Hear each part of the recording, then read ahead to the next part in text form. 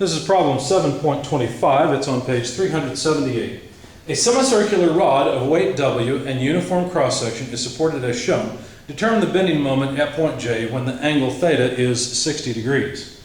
Okay, the semicircular shape that they're talking about is pretty simple. It's just a little bit of wire. And it looks like this.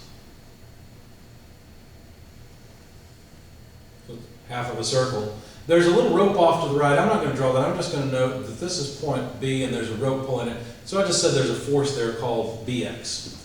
This is point A. The center of the circle is halfway between the two. In fact, there's a radius r and a radius r. In fact, I think the only thing they gave us was the angle of 60 degrees. So if we look at the 60-degree angle, where is it? Well, it's off like this at 60 degrees. I won't put theta in there. I'll just put 60 degrees. And that leads us to where J is located. Now the weight, where would the weight be? Well, it's not here and it's not here. It's somewhere in here. You can just tell by intuition the weight has to be somewhere in there. In fact, finding the location of that weight is a bit of a challenge. Well, actually, that's not too bad. It's finding the location of the center of gravity of a piece once we cut out part of this. But anyway, so for a semicircular wire like this, a very thin element, the center is at 2r over pi. If you look in your book, there's a table that shows you that. So it's pretty easy to find the value of Bx. We're supposed to find the moment at point J, but we're going to need the ground reactions to do that first. What I did, I just went ahead and calculated Bx in terms of everything else. And so I started out, so we're trying to find the moment at J. I started out by just summing moments about point A, taking counterclockwise as positive. So this point, that way I can find Bx. Should be pretty easy. And so negative Bx times 2r, well let's see, there's the moment arm, 2r. Bx causes a clockwise rotation, so sure enough it's a negative moment. And then the weight causes a positive moment. So we then just need to say plus the weight multiplied by the moment arm, and that's where this 2r over pi dimension comes into play, 2r over pi. And so a few things cancel, the 2, the r cancel. We find that Bx, in fact, let me just put it here, Bx is equal to the weight over pi. Okay, typical problem setup. So that was pretty easy. We really didn't have to do a whole lot of work so far. So now what I'm going to do is take a free body that just includes J to B. I still want the moment at J. I still care about that, but I have to cut this section in order to do that, to deal with it. So let's see. There's going to be an axial force F. There's going to be a shear, and we have to decide which way to draw the shear. Since the axial force is this way, I drew the shear this way. We know that that's point J now. I guess I can put it inboard. Yeah, that's going to get in our way. Let me just leave J off, or something like that. Notice that these two forces together could add up to a horizontal force that would cancel Bx, and that's why I drew it in that direction. But if we sum moments about this point, things are a bit confusing because there's not just Bx here, there's also weight. In fact, there must be weight over 3. Now, why weight over 3? Well, notice what we've done. We've got 60 degrees here.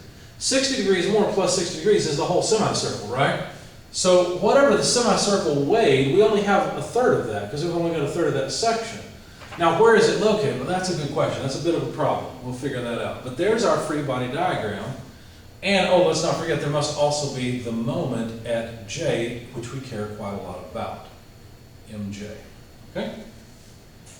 Now, let's see if that makes sense. The weight is tending to rotate this way, Bx rotate this way, yes, and so a moment in the counterclockwise direction would counter both the moment of the weight and the moment of that strain, that Bx force. All right, so this part is a little bit difficult, and the way I decided to start it was to start with geometry. Now, there's probably a better way to do this geometrically. The only way I could think of to do it, for whatever reason, when I was working this problem, is to use calculus. So that's the approach that I took.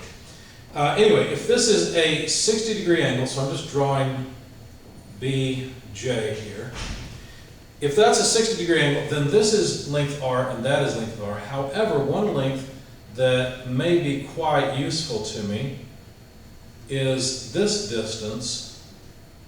Now let's do it this way. This distance here, which I called Y. Okay.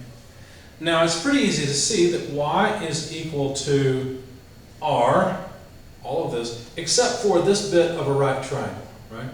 And that's easy to write down, so minus R cosine of 60 degrees.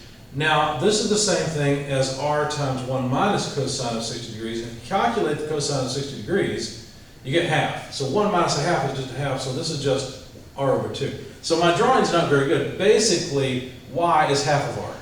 That's what we just discovered. Okay. And you'll see why we need that a little bit later. Let's put the statics on pause and now try to locate the centroid of this little bit of Y or whatever it is. Let me rotate it a bit so that we can work with it. So a Y-axis and an X-axis like this. And I'm just going to work on finding the centroid of, let's see, let's put R right there. There's R over 2. And we need a 60-degree angle off of the axis. So there we go. There's our 60-degree angle. There's length R. We'll try to make an arc between those. Okay. And what I'd like to do is I'd like to locate where that's at. Now, what do I mean? What distance do I really care about? Well, let's see. What I've done is I've rotated a bit so I can deal with it on an XY axis, or basically I just put an XY axis over this. But what I'd really like to know is the moment arm for this force. So I really need a horizontal, so I need this distance. So if the weight is acting, kind of reversed it quite a bit in my mind, but basically what I need is this distance. That's what I really care about. I called that Z. I called it Y bar as well, but I should have probably just called it Z. Anyway, in order to locate the centroid by calculus, I'm going to need the equation of this line. So since we've got a partial circle, then we could say that, well, we could figure out the function. It's Y equals R squared minus X minus R squared. You might have to think about this for a little while. What are we really doing here?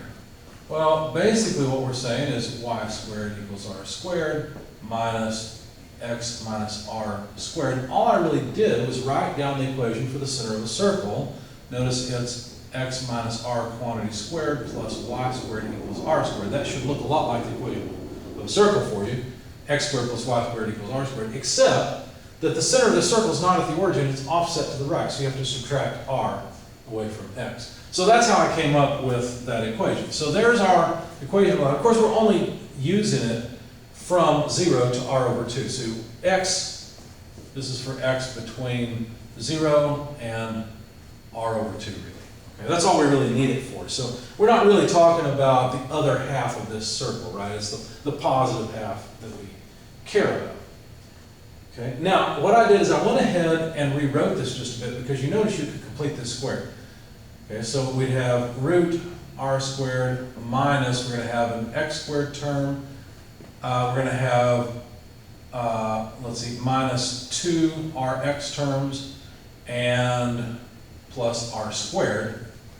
And so if we simplify this just a bit, the R squareds go away because that's a negative R squared, and we end up with root 2RX minus X squared. So that's a simpler form of this equation, okay?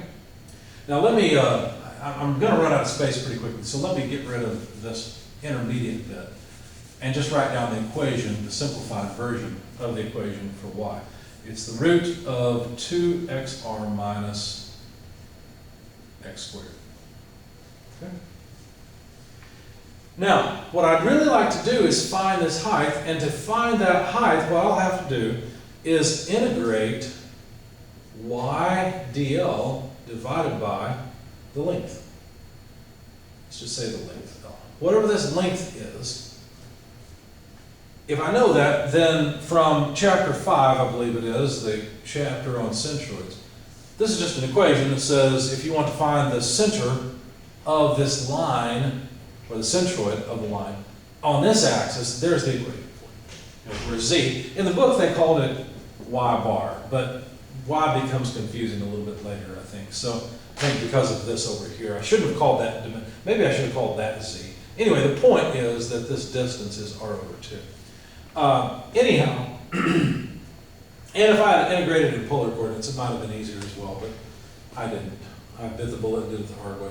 So we'll just call it z for the time being. So what I need to do is integrate y. Well, y is just root 2xr minus x squared dl, but I don't really want to deal with dl, a differential length.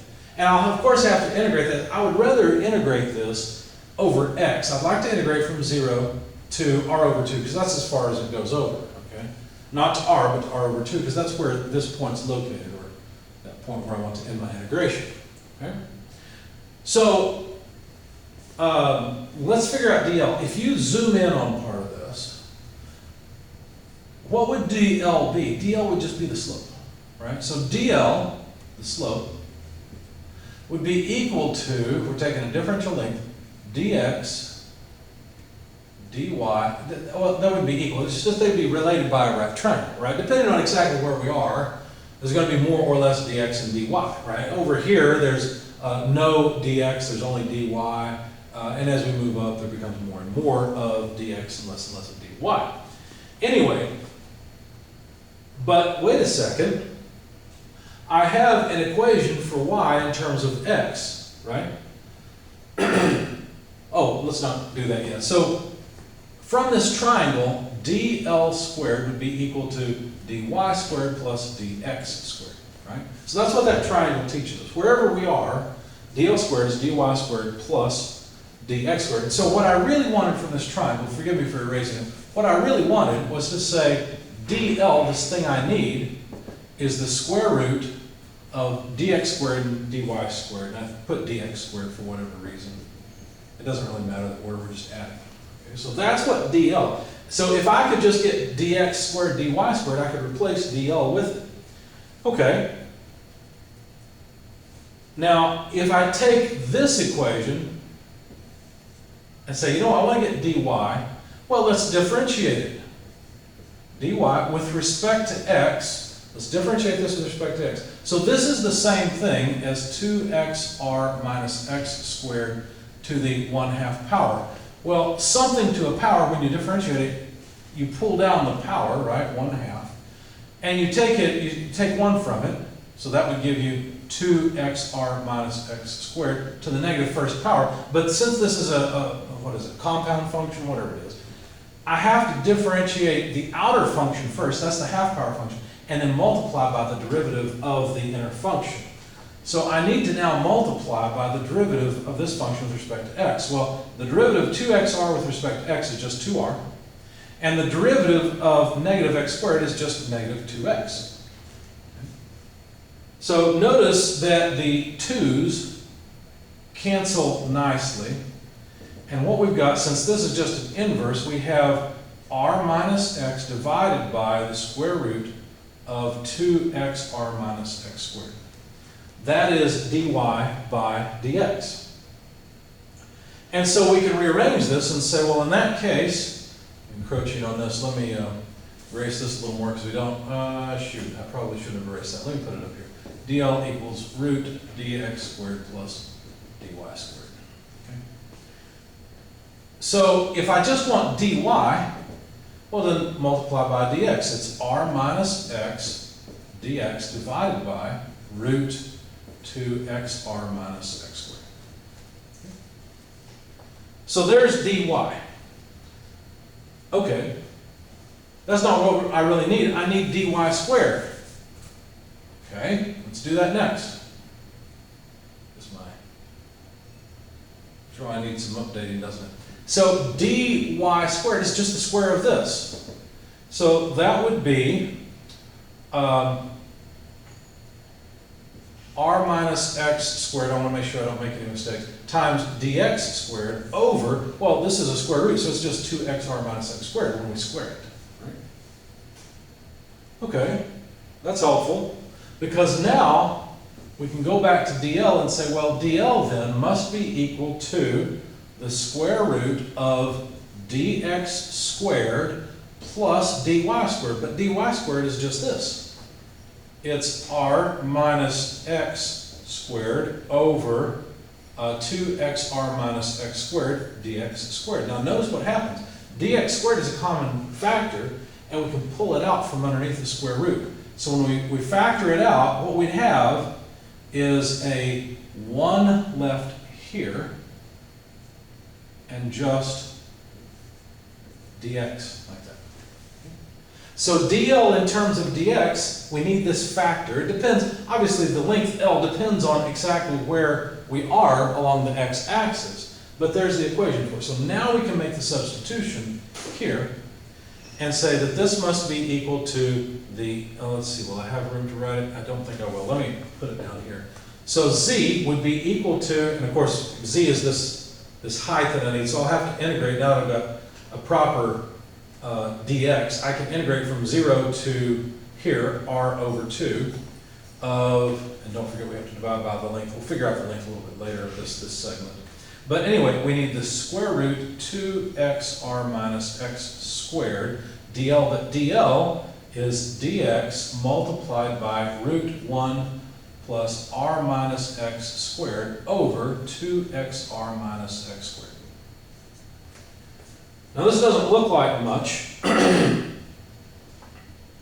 but some interesting things happen that I should have shown you here. In fact, let me, before I got carried away and I substituted, let me take some space and let me try this one more time because there's a simpler version of this. So dl is just dx times root. Now, what if we were to complete this square and write 1 as 2xr minus x squared over 2xr minus x squared? Okay, that's the way I'm going to write 1. Plus, let's complete the square here. So that would be r squared minus 2xr, let's see, negative x times negative x plus x squared divided by 2xr minus x squared. Now we have a common denominator. And also notice that 2xr minus 2xr cancel, and negative x squared plus x squared cancel. And so what we end up with, if we continue, is dx square root of r squared divided by 2xr minus x squared. Okay? And I'm going to write that as dx times r over the square root of 2xr minus x squared. You see why I wanted to make some simplifications? Because now my multiplier on dx is just r over root 2xr minus x squared, and look what happens. The 2xr minus x squared cancels nicely, and what we have then is a really easy equation. Integral from 0 to r, move that L up a little bit, over 2 of r dx divided by L, where r is just the radius, it's just a constant. Okay? So very, very simple. Okay? Now let's work on L for just a little bit. What is the length? Well, remember that this is a third of what we had originally. We had a half circle originally. So if we have a third of that, we got a sixth of a circle now. The perimeter of a circle that has radius r is just 2 pi r. If we have a sixth, if that's the length, then that's just 2 pi r over 6. Or in other words, that's just what? Pi r over 3. So the length L is just pi r over 3. So let's make that substitution here, I guess. Pi r over 3. Notice that the r's cancel, because r is just a constant, so it comes out and it cancels. Okay? So this is even easier. It's just 3 over pi, invert the fraction, integral from 0 to r over 2 of dx. That's the location of z. So since I'm running out of space, there's a lot of algebra and a lot of geometry here. Let me erase this, and let's move back up. So z is equal to this, 3 over pi times x evaluated from 0 to r over 2, and that's just 3 over pi times r over 2. Okay, so that's it. Z is just 3/2 r over pi. That's all it is. Okay. Now that was a lot of work to find this out, but it was worth it because what it tells me is the distance. Let's see, I've got to be really careful. So that is the distance. Let's see if I've rotated this just a wee bit. Well, that's actually, I've kind of flipped it over. That's this distance. That is z that I've just calculated. Okay.